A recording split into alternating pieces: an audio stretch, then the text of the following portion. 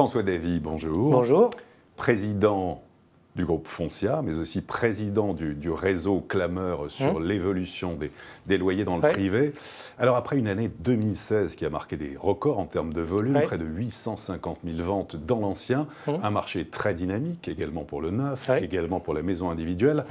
L'année 2017 se profile un petit peu différemment. On a une remontée des taux d'intérêt, on a une remontée des prix dans les grandes villes, dans le neuf comme dans l'ancien. Est-ce que l'équilibre n'est pas un peu fragile? L'équilibre n'est pas tellement en danger, je pense. Je pense que les taux vont remonter, mais très légèrement. Et en tout cas, ce qu'on voit, tant sur les loyers que sur les prix, ça remonte un petit peu, mais très très légèrement, de manière inférieure à l'inflation. Donc 2016 a été une année record. Moi, je fais le pari que 2017, malgré que ce soit une année électorale, sera également une année record. Pas de phase d'attentisme alors pour l'instant. Pas de phase d'attentisme, on le voit bien, puisqu'il y a une anticipation de la hausse des taux, les prix ont baissé, ils restent raisonnables, donc le comportement des acheteurs est lui extrêmement dynamique, donc 2017 sera bien orienté dans la transaction. C'est ce que vous révèlent et vous livrent les professionnels sur le terrain, c'est-à-dire qu'il y a un dynamisme encore dans ces premiers mois de l'année, de volonté d'acquérir un bien avant peut-être que la donne change. Oui, on le voit bien nous-mêmes dans l'ancien, on est un des acteurs principaux dans la transaction, on est encore sur une croissance à 2 chiffres à fin février par rapport à la même période de 2016. Alors, par ailleurs, avec le réseau Clameur, donc vous avez sorti il y a quelques jours votre baromètre sur l'évolution des loyers dans le privé. On est plutôt sur une stabilisation des prix depuis des années. L'effet pervers, c'est que le manque de rentabilité pour les propriétaires bailleurs, c'est un effet, c'est que ça pèse sur l'entretien des logements. Pas de rendement, vous dites, donc pas de travaux. Oui, on a parlé de rente immobilière. C'est un candidat qui en parle par rapport à son éventuelle politique de l'ISF. Moi, je pense qu'il faut surtout parler de rente, de taxes pour l'État. Le logement, c'est 42 milliards d'aides, dont la moitié en APL, mais c'est 64 milliards de taxes. C'est extrêmement taxé. On parle d'encadrement des loyers qui ne sert à rien et qui est contre-productif. Moi, je prône plutôt l'encadrement des taxes. Et l'envolée des taxes, notamment foncières, fait baisser quand même le rendement. Et c'est ça qui est important. La transaction se porte bien, mais la location est en baisse. Quelle est la raison? C'est simplement que les bailleurs, devant la multiplicité des taxes, devant la complexité de la loi Allure, vendent.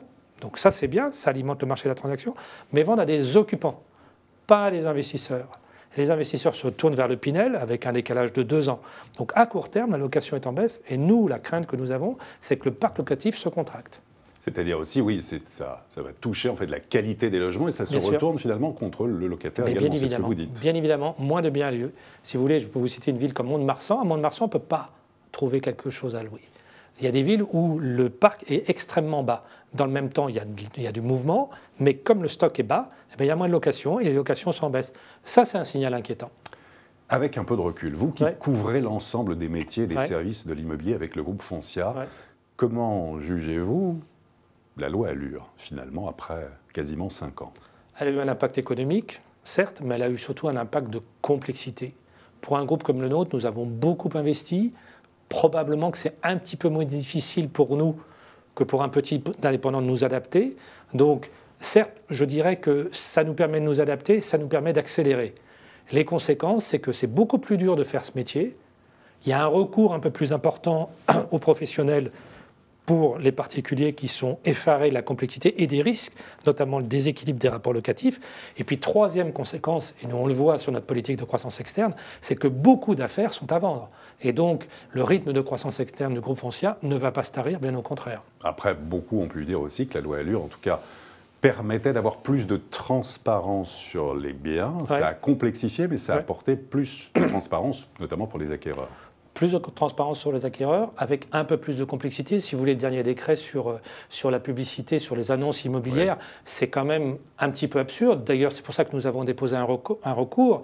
Mais il est vrai que je ne pense pas que ça soit l'intérêt de l'acquéreur d'avoir cette multiplicité des informations et des documents. Il y a des compromis, si vous voulez, c'est plusieurs centaines de grammes de papier. Alors certes, depuis la loi Macron 2, on peut dématérialiser, mais que de complexité, que de lourdeur au nom de l'information. Qui est plus d'information, de transparence, très bien, mais trop d'informations tue l'information, je ne vais pas vous l'apprendre. Mais donc vous n'êtes pas pour l'abrogation totale de la loi Allure? Il y a quand même certains points de la loi Allure qui vous satisfont? Certains points de la loi Allure étaient souhaité par les professionnels, notamment la commission de déontologie, qui n'a toujours pas vu le jour d'ailleurs. plus de professionnalisme, une déontologie plus élevée, mais que les professionnels, comme dans d'autres corps, puissent juger leurs pairs, ce qui n'est pas le cas, en tout cas pour le projet de la loi Allure. Que les associations de consommateurs, celles qui sont agréées, soient représentées est une bonne chose. On va être la première profession où les associations de consommateurs pourront donner leur avis et pourront participer aux sanctions. Et ça, c'est quand même assez nouveau. Donc plus de transparence, très bien, mais à quel prix ? Quelle complexité? Et en tout cas, des coûts qui sont renchéris pour les clients, ça c'est sûr. Les échéances électorales approchent. Ouais. Qu'attendez-vous des politiques sur le secteur de l'immobilier? Alors, ce qu'on peut dire déjà, c'est que c'est la première fois qu'une année électorale n'a aucun impact sur le marché. C'est quand même déjà une année particulière, 2017. Moi, ce que j'attends surtout, c'est qu'effectivement, on simplifie, ouais. On demande moins d'aide. Le secteur est aidé, on demande moins d'aide, mais on demande peut-être moins de taxes, plus de transparence, plus de simplification. Je crois fondamentalement, ce qui est très important, c'est que le bailleur ait un statut qui soit reconnu, qu'on encourage vraiment l'investissement locatif. N'oublions pas que le parc locatif privé, c'est le plus important de France. N'oublions pas que 30% de ce parc se loue en dessous des plafonds des loyers sociaux.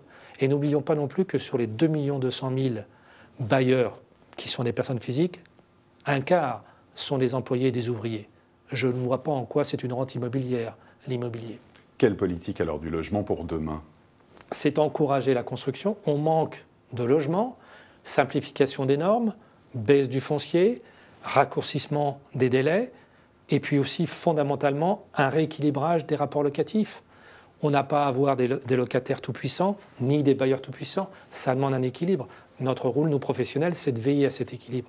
Mais que de contrôle sur nous, alors que dans la plupart des cas, quand le bailleur loue directement à un locataire, il ne peut pas être contrôlé. Donc on a des lois à deux vitesses. Donc on veut toujours plus contrôler. Les professionnels s'y plient.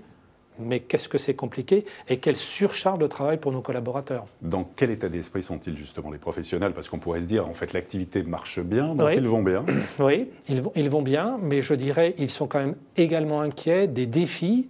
Ils ont à opérer la révolution et la transformation numérique et la profession s'y prépare et nous accélérons dans ce domaine.